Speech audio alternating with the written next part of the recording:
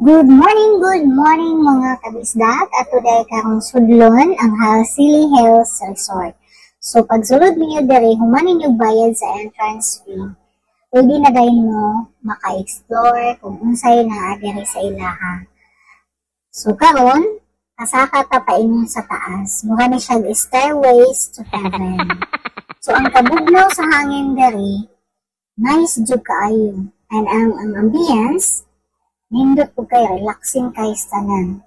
No? Ma-feel ninyo ang kabugnaw sa hangin diri dapita kay naana siya sa pinakatuktok. Ang kabugnaw, sama kabugnaw sa inyong hinigugma. Ganon. O karon, makita na ninyo ang ilahang coffee shop. Nag-offer gyapon sila diri og mga food. Naapod sila shake. No, makita ninyo ang ilang sulod sa coffee shop atong ipakita sa inyo ha. Para at least na mo idea pag manay mo diri sa Halsili Hills Resort. Ug karon lain pod natong i-explore diri nga side. Makita ninyo ang ilang swimming pool tuwa sa baba. Then makita ninyo ang kaanindot sa kabukiran. Sama kanindot sa naglingkod yang dapita. Ako na siya. So, walay mo palag.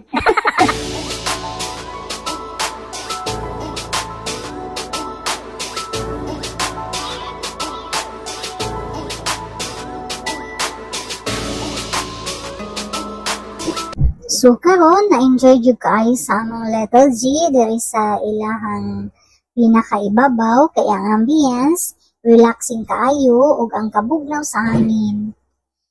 Nindot kaayo sa atong paminaw. Ug luag kaayo ang pananaw sama kaluag sa atong mga pangandoy. Ug karon atong i-explore sa ang diri nga side.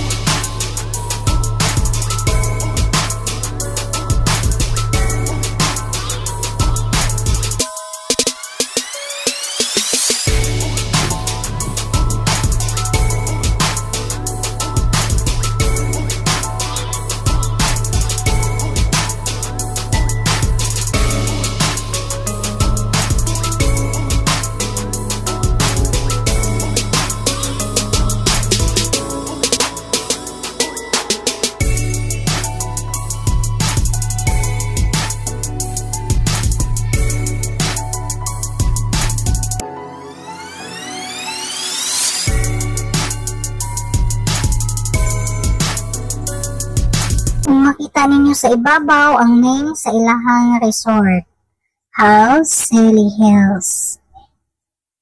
So I think mao ni ang name sa iyahang anak, ang house. O ma-enjoy ra pud sa inyong mga baby kay naapod sila birds diri na mag-talking and then naapod sila fish pond na daghan kayong koy na dagko. Karon ato pong i-explore ang ilahang swimming pool atong tan-ang kung unsay na diri nga side. No, relaxing kaayo ang view. Kay lami kaayo ang hangin, bugnaw gyud kaayo. Ug mao ni ang ilahang poolside dapita. Ug karon makita na ninyo ang area sa ilang swimming pool.